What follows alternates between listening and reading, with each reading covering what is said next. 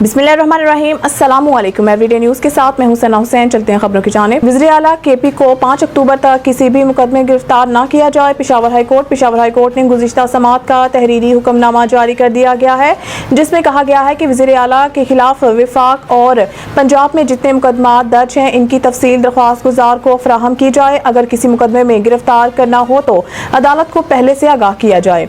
वज़ीर आला एक सूबे चीफ एग्जीक्यूटिव हैं और अवाम ने मैंडेट दिया है। ये वज़ीर आला का बुनियादी हक है कि इन्हें मुकदमात से आगाह किया जाए और इन्हें तफसील फराहम की जाए। आइन के आर्टिकल 10 भी ये कहता है कि किसी शहरी के खिलाफ दर्ज मुकदमात से इन्हें पहले आगाह करना होगा। हुक्मनामे में मजीद कहा गया है कि दरख्वास्त गुजार का वफाक और पंजाब में सियासी हरीफ की हुकूमत है, वो एक सूबे का नुमाइंदा है और मुकदमात में मफरूर नहीं हो सकता। हुक्मनामे की कॉपियाँ इस्लामाबाद और लाहौर हाई कोर्ट के रजिस्ट्रार को अरसाल की जाएँ।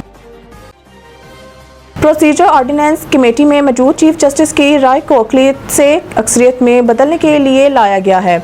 उन्होंने कहा है कि ये ऑर्डिनेंस कमेटी में मौजूदा चीफ जस्टिस की राय को अक़लियत से अक्सरियत में बदलने के लिए लाया गया है। PTI रहनुमा का कहना था कि मखसूस नशिस्तों के केस का तफसीली फैसला आने पर जितनी ताख़ीर हो रही है, कन्फ्यूजन उतना ही बढ़ता जा रहा है। वाजिया रहे कि गुज़िश्ता रोज़ सदर मुमलिकत आसिफ अली ज़रदारी के दस्तखत के बाद प्रैक्टिस एंड प्रोसीजर ऑर्डिनेंस जारी कर दिया गया है। प्रैक्टिस एंड प्रोसीजर एक्ट के सेक्शन 2 की ज़ेली शर्त 1 के मुताबिक practice and procedure act committee मुकदमात मुकर्रर करेगी। कमेटी चीफ जस्टिस, सीनियर तरीन जज और चीफ जस्टिस के नामजद जज पर मुश्तमिल होगी।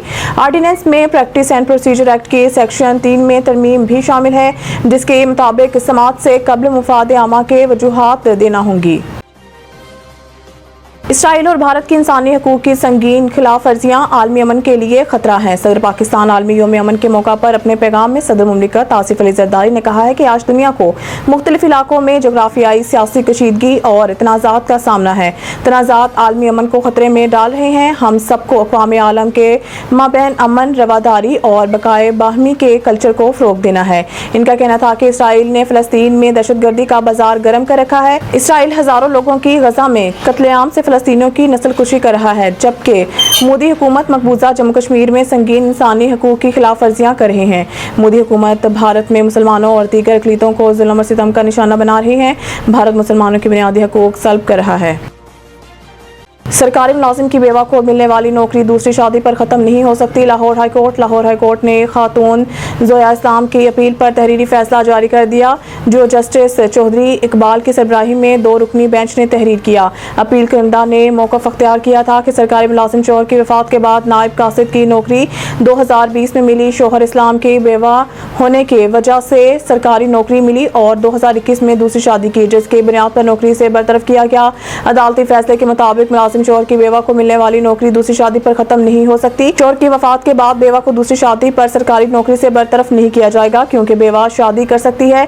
हमारे मज़हब में ये एक औरत का बुनियादी हक है। अदालती फैसले में मज़ीद कहा गया है कि बेवा को दूसरी शादी की बुनियाद पर नौकरी से निकालना शरई के कानून की खिलाफ वर्जी है। जिस कानून की बुनियाद पर बेवा को नौकरी से निकाला गया, इस पर सुप्रीम कोर्ट के फैसला आ चुका है। अदालत सिंगल बेंच का फैसला और बेवा को नौकरी से निकालने का नोटिफिकेशन कालअदम करार देती है।